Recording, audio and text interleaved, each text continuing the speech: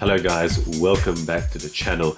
Today I'm going to review this piece from a brand I haven't featured on the channel before. So as you can see on the dial there, this is a piece from Burei or Burei. I'm not sure how you might actually pronounce it. There's no Chinese equivalent. So it's kind of a guess as to the English letters as to how you might pronounce that. So again, this watch has been provided from massive online retailer GearBest. So a shout out to them for sending me this watch for review. Check out the site if you haven't already. It's a massive online Chinese retailer featuring hundreds of thousands of items, not available elsewhere or not easily found elsewhere, at least in the watch department. That seems to be the case. So take a look if you have any interest in this. All relevant links in the description below. So what we have here is the Burei square silver white automatic watch. There is a serial number or model number for this. It's S-15007M. So at least they have some identifier if you want to search this out on various other sites. It retails from GearBest at around the 95 USD mark, but of course check out any discount codes that you may find time to time on GearBest. I'll put in any relevance once I have again in the description.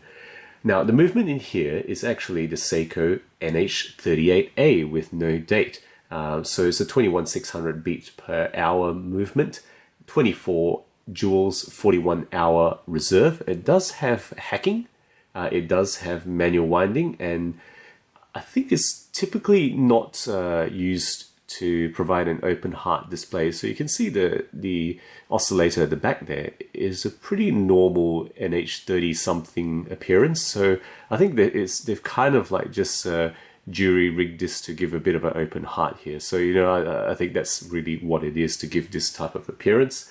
The case, it's obviously a copy, I think, of a 7 Friday, and I think it's a copy of a 7 Friday P series. I've put in some equivalent pictures here. You'll see at least the hour and minute hands, how it's fashioned, as well as some elements of the dial. Definitely a lot of cues taken from the 7 Friday watch there, without a doubt, at least in my mind.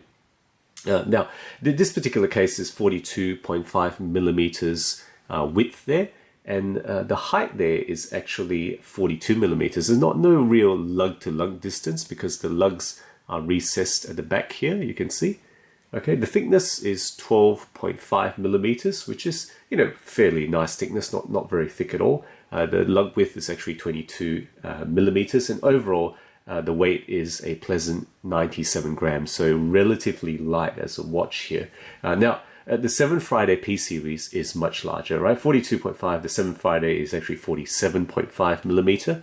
I'm going to show it next to this piece that I reviewed not so long ago. So this is a 7 Friday V101, courtesy of Graham, my local friend and supporter. This one is nearly 50 millimeters wide. So, it is not the same size as 7 Friday watches. I guess it's marketed in Chinese online retailer. So, Asian wrists, myself being an Asian, we don't have as large wrists and hands, so that's probably more suitable to go for a smaller size there. All right, so let's just put that aside. Okay, so the case finish, as you can see, I've already been rotating it around, is a pretty pleasant, fully kind of matte finish. There's no brushing, no directional brushing that I can appreciate. It's kind of just this matte finish, and there's no polished surfaces on the top here. Even the crown is plain and matte. At the back there's some brushing you can see on the case back, which is kind of a screw-in construction case back, held in by these 4 screws here, and you can see the pretty nice actually, vertical brushing pattern here.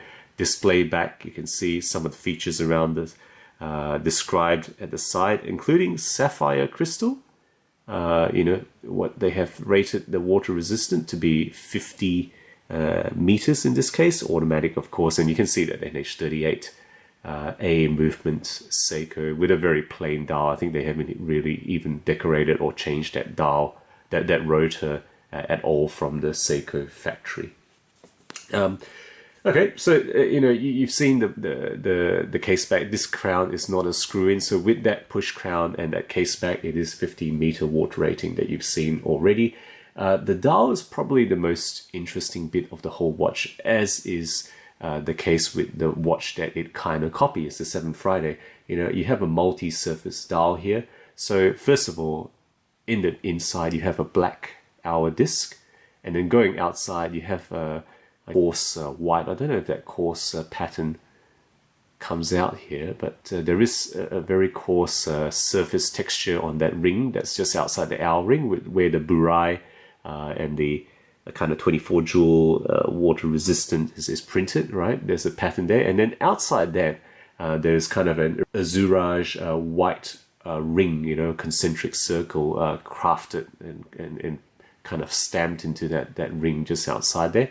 And then you have a minute chapter ring outside on I guess the most furthest out circle before it reaches kind of this black surface that finishes the square look of the watch. So really quite a lot of detail here. Again, of course, they've lifted the ideas from the 7 Friday. The hands are an elaborate design, as with the watch that they lift the ideas from. So you got that yellow hour hand in that skeletonized sword or triangle, and then you got this kind of grayish colored, very elaborate minute hand, right? That largest hand there, and then there's that very almost hairline red second hand. So there's a bit of contrasting here. It's not the most visible watch to tell the time, but it's definitely a lot easier than the other 7 Friday. Right, this one here, you got to add numbers to tell the time. This one, at least, is a more traditional hour and minute hand type of layout that you have here. Okay, so moving on, there is no loom on this watch, as with most of their 7 Friday watches, and as is appropriate for kind of like a dress style watch, I suppose. The crystal on top is a flat sapphire. Okay, and then moving on from that, we have the band, right, which is what they call kind of genuine leather, but who knows what it is. The quality, I have my doubts about it, how long this will last. It seems okay, but these things sometimes they don't last. Time will tell how this proves to perform or not perform. But that's what it is. Stitched black leather with a equivalent finished type of brushed steel buckle here. This one does have some directional brushing as far as I can tell. All right, so let's just put this on for the wrist shot.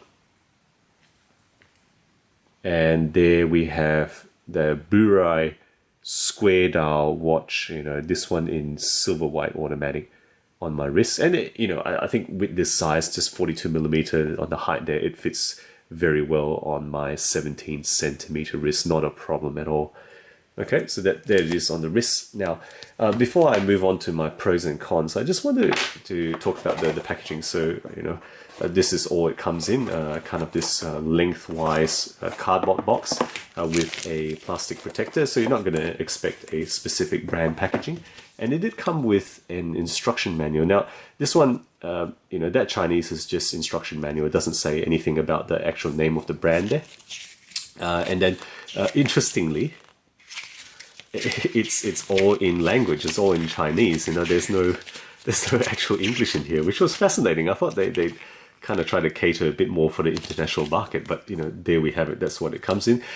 You don't actually need a manual, of course. It's just a fairly standard 3-handle watch. So thankfully, the manual is not really super relevant in this particular case. Right, guys, what have I enjoyed about this? Well, I think it's a really pretty fun downsized homage of a watch that is 5mm larger in size. So this is more suitable for me. I think the larger 7 Fridays, really strictly speaking, is too large for me. So this is a nice alternative if you're looking for something like that design with a square type of case.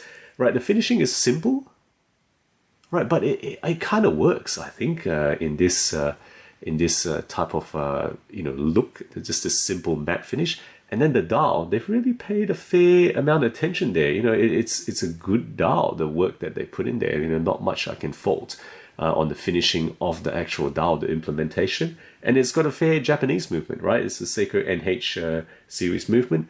and they put a sapphire on top. So, you know, the package is not bad. And I think if you're arriving at the, I guess, around the $100 mark, $80 mark at these Chinese online retailers, they really start to come into their own, you know, as far as I have seen. So, you know, I'll keep reviewing these range of watches and see how we find as we go up in price. Now, what's not so good? Well, there's some minor QC issues. So let me just see if I can hack this second hand in a position where I can meaningfully show you. Okay, so right now you can see that second hand is at about the 55 mark. All right, not sure how much this comes through, but it's not entirely straight, right? If you look at where the tip is, it's around the 54, but that lollipop is pointing almost directly at the 25. So there's a bit of a bend in it. I don't know whether that's you know, deliberate. It probably isn't. So I think the second hand has a bit of bend in it, but that's really the only problem that I have spotted when I've looked closely at this piece. You know, not much problems QC wise as far as I've seen. And then, you know, I will mention again, it's not the easiest style to read. Certainly it doesn't have looms. So if you're in the dark, you know, forget about it. Even if you're in the bright, you have to kind of concentrate a bit, you know, pick out that hour hand and minute hand to read that. You know, for example, now it's 10:20, right? It's quite easy once you get used to it, but it's not conventional. It's not the very obvious style. So, you know, some people may find that slightly annoying.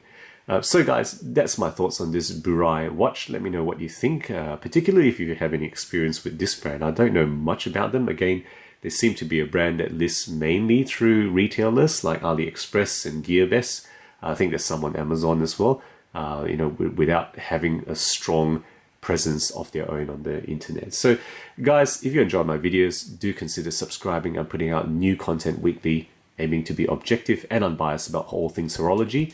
Thank you again for watching, and as always, I will catch you next time.